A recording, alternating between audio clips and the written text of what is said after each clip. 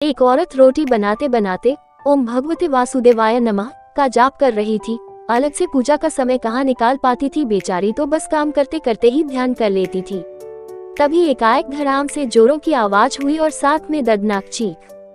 कलेजा धक से रह गया जब आंगन में दौड़कर झांकी तो 8 साल का चुन्नू चित पड़ा था खून से लथपथ। मन हुआ दहाड़ मार कर रोए, परंतु घर में उसके अलावा कोई था नहीं। रोकर भी किसे बुलाती, फिर चुन्नू को संभालना भी तो था।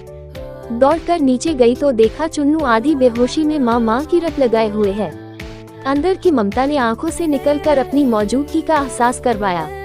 फिर 10 दिन पहले करवाए अपेंडिक्स के ऑपरेशन के बावजूद ना जाने कहां से इतनी शक्ति आ गई कि चुन्नू को गोद में उठाकर पड़ोस के नर्सिंग होम की ओर दौड़ी।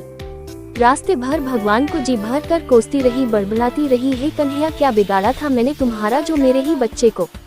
खैर डॉक्टर साहब मिल गए और समय पर इलाज होने पर चुन्नू बिल्कुल ठीक हो गया। चोटी गहरी नहीं थी, ऊपरी थी तो कोई खास परेशानी नहीं हुई। रात को घर पर जब सब टीवी देख रहे थे तब उस औरत का मन बेचैन था। भगवान से विरक्ति होने लगी थी।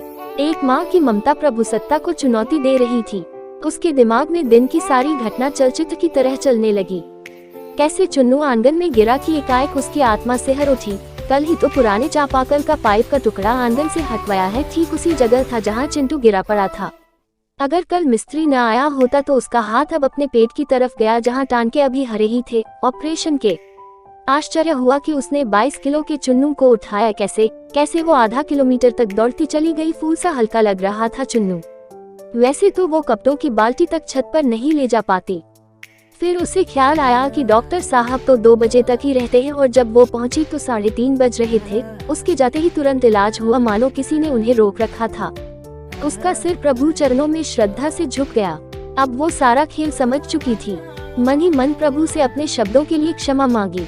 तभी टीवी पर ध्यान गया तो प्रवचन आ रहा था। प्रभु कहते हैं, मैं तुम्हारे आने वाले संकट रोक नहीं सकता, लेकिन तुम्हें इतनी शक्ति दे सकता हूँ कि तुम आसानी से उन्हें पार कर सको। तुम्हारी राह आसान कर सकता हूँ, बस धर्म के मार्ग पर चलते रहो।